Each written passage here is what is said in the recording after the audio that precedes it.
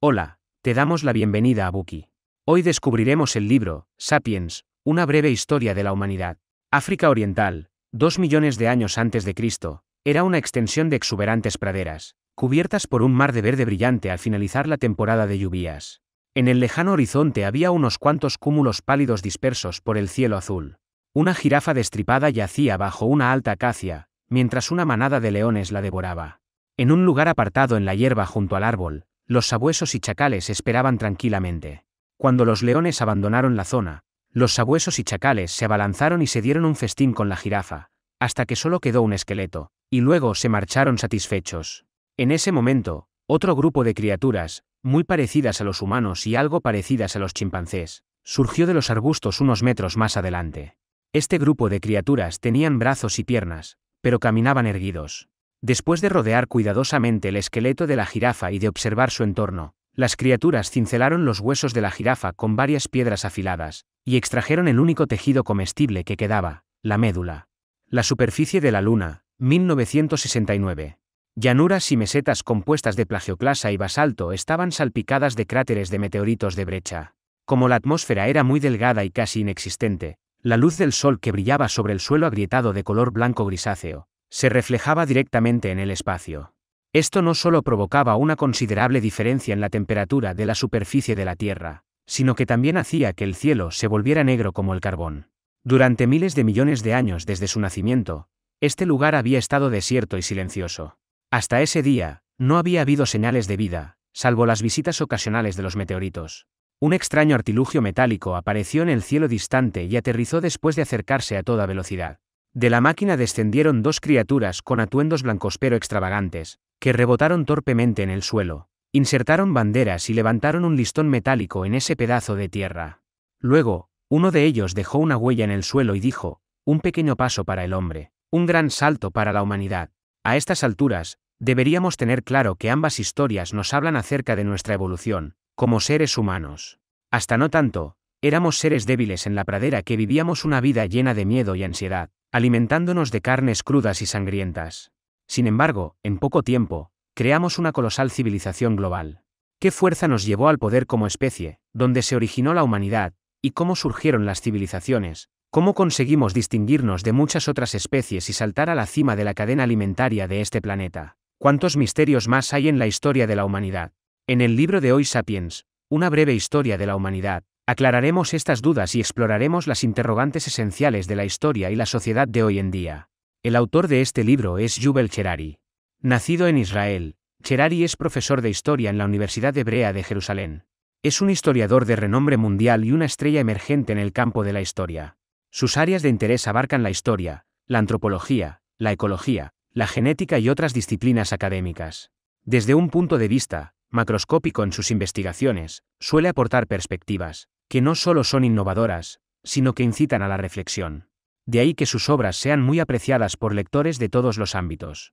Ya hemos hablado de sus exitosos libros, 21 lecciones para el siglo XXI y Homo Deus, una breve historia del mañana.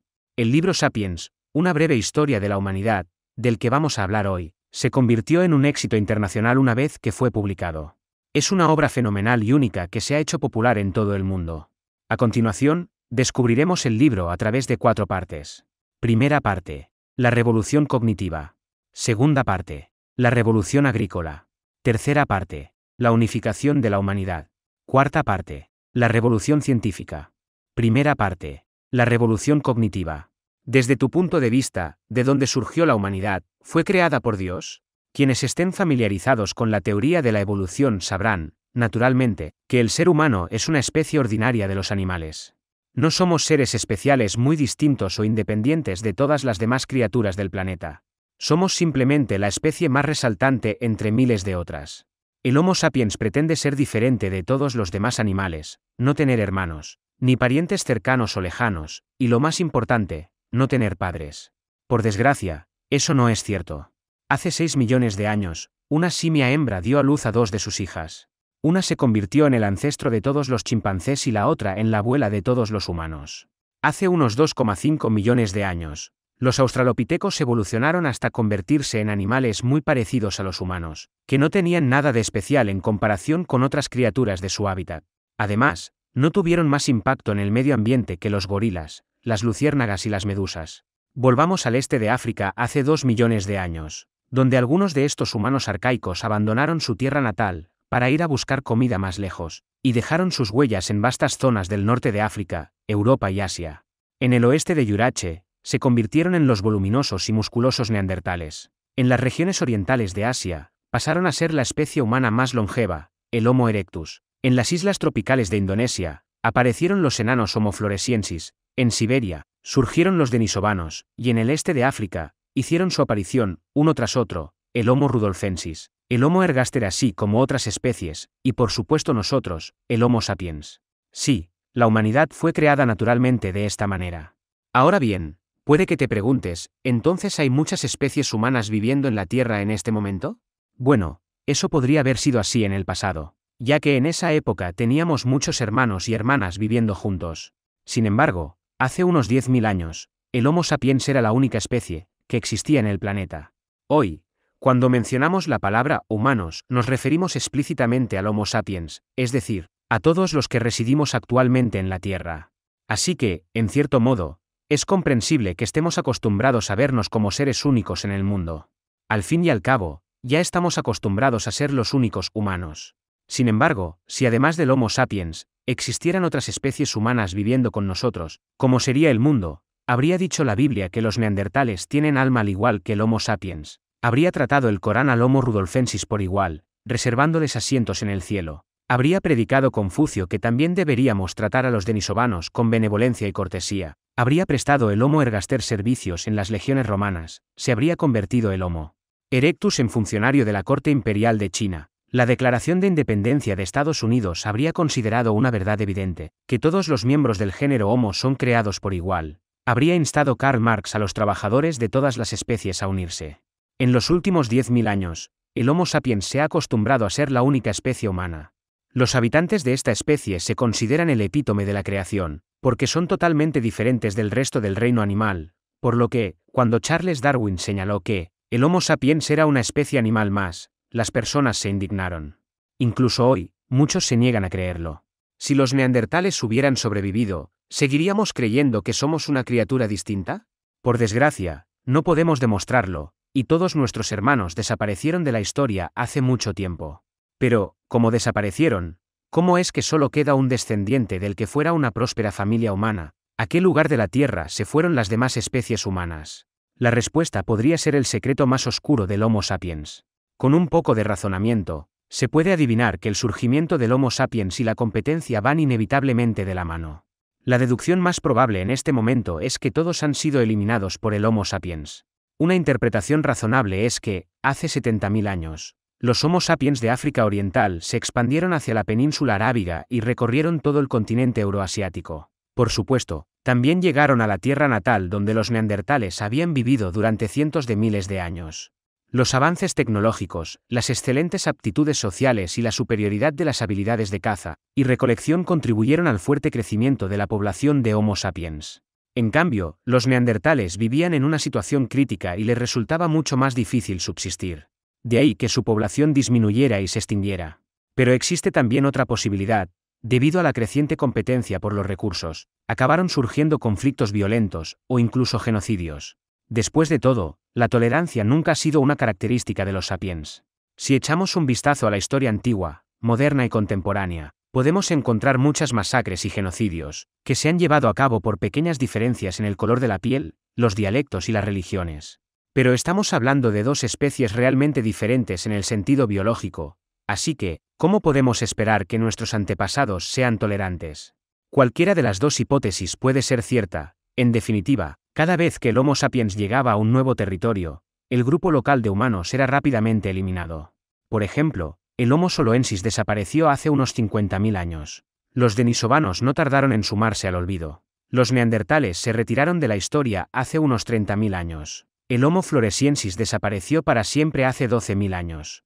Es posible que alguno de ustedes se haya planteado la siguiente pregunta: si tantas especies de humanos, incluidos los musculosos neandertales, resistentes al frío y con un volumen cerebral mayor que el de los sapiens, fueron erradicadas de la Tierra, ¿qué ocurriría con las demás especies animales? Efectivamente, la catástrofe acababa de empezar para la biosfera. La humanidad no descendió del arca de Noé después del diluvio. Nosotros mismos trajimos el diluvio, fue el diluvio humano el que destruyó el mundo. Primero devastamos Asia, África y Europa, para luego dirigirnos a Oceanía hace 45.000 años. Este lugar estaba lleno de wombats, leones marsupiales y diprotodontes de media tonelada, que disfrutaban de una vida confortable. Miles de años después, de las 24 especies de animales que pesaban más de 50 kilos en Oceanía, 23 se extinguieron. En toda Australia, más del 90% de la megafauna desapareció para siempre de la historia. Hace unos 16.000 años, volvimos a cruzar el norte de Siberia hacia América. Este lugar estaba lleno de gatos con dientes de sable, camellos nativos americanos y grandes leones, por no hablar de perezosos terrestres gigantes, que alcanzaban alturas de hasta 6 metros y pesaban hasta 8 toneladas, además de una variedad de reptiles y aves desconocidas. Al cabo de 2 milenios, 34 de los 47 tipos de grandes mamíferos habían desaparecido de América del Norte, y 50 de los 60 tipos habían desaparecido de América del Sur. Hace 3.000 años, en la isla de Wrangel, en el Océano Ártico, una cría de mamut abrió los ojos a altas horas de la madrugada. No sabía que esta familia de mamuts de la región nevada y helada sería la última de su especie en este rincón del planeta. Pronto, un misterioso objeto se acercó a la orilla con extrañas criaturas de pie sobre él. Estas criaturas vestidas de piel se levantaron y apuntaron con sus largos y afilados palos a las patas del joven elefante. Poco sabía la cría que estas horribles criaturas iban a hacer algo que el calentamiento global no había logrado durante varios milenios. Así se originó el surgimiento de la humanidad. Este proceso fue realmente lamentable, pero no debemos juzgar a nuestros antepasados tan severamente, porque tal calamidad no involucraba ningún juicio moral, sino simplemente el repentino nacimiento de una poderosa fuerza que había tomado al ecosistema por sorpresa, e incluso había cogido a los humanos con la guardia baja. ¿Qué significó esto? Durante millones de años, los humanos se mantuvieron en el medio de la cadena alimentaria. Cazaban pequeños animales, recolectaban frutos y ocasionalmente se alimentaban de otros grandes carnívoros. Sin embargo, hace decenas de miles de años, el Homo sapiens surgió inesperadamente y saltó a la cima de la cadena alimentaria. Ese salto desde la mitad hasta la cima les habría costado a otras especies animales millones de años. Cuando los sapiens extendieron su huella por todo el mundo, ya era demasiado tarde para que el ecosistema desarrollara controles y equilibrios. Por lo tanto, esta sucesión de desastres, incluidos muchos apocalipsis históricos de la humanidad, fueron causados por el rápido salto de la mitad a la cima de la pirámide. ¿Cuáles fueron las principales ventajas que permitieron a los humanos dar ese salto en una fracción de segundo? Una de ellas fue el fuego. Hace unos 800.000 años, un puñado de humanos había hecho uso ocasional del fuego. Hace 300.000 años, el uso del fuego se había convertido en algo habitual. Los humanos podían utilizar el fuego como fuente de luz y calor o usarlo para competir con los leones. Incluso podían convertir selvas intransitables y poco provechosas en campos fértiles. Hasta una mujer débil podía incendiar un bosque entero en cuestión de horas. Además, de las brasas ardientes, los humanos podían obtener crujientes y deliciosos animales, frutos secos y tubérculos asados. La cocción reducía el tiempo de consumo y permitía a los humanos digerir mejor los alimentos. Otra de las ventajas más importantes fue el lenguaje. Entre 70.000 y 30.000 años atrás, algunas mutaciones genéticas accidentales permitieron al Homo sapiens empezar a comunicarse con un lenguaje completamente nuevo.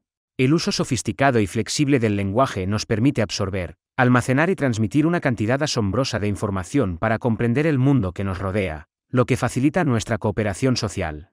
Este lenguaje no solo nos permite discutir los detalles de cómo organizarnos para cazar con toda la tribu, sino que también nos sirve para cotillear nuestras relaciones sociales.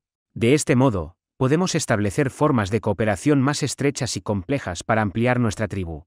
Sin embargo, el tamaño máximo, natural, para un grupo reunido por chismes es de unos 150 individuos. Más allá de este número, los humanos ya no pueden enterarse de la situación de un grupo. Para cruzar este límite, el Homo sapiens necesitaría la tercera ventaja, es decir, la aparición de la ficción. Los humanos han inventado y han contado muchas historias. Además, han ideado conceptos míticos, como las religiones, las naciones, los gobiernos, las leyes, las corporaciones, los derechos humanos, la justicia, las monedas, los fantasmas, los dioses, entre otros.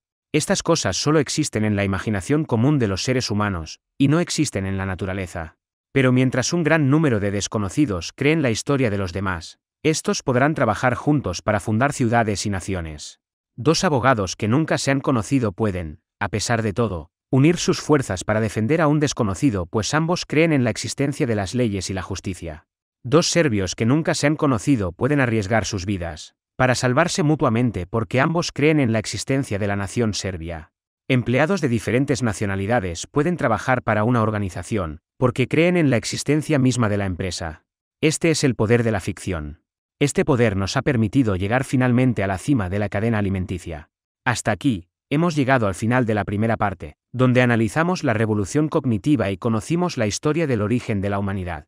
Además, aprendimos que el dominio progresivo del fuego, del lenguaje y de los poderes ficticios condujeron a su exitosa aparición durante la evolución.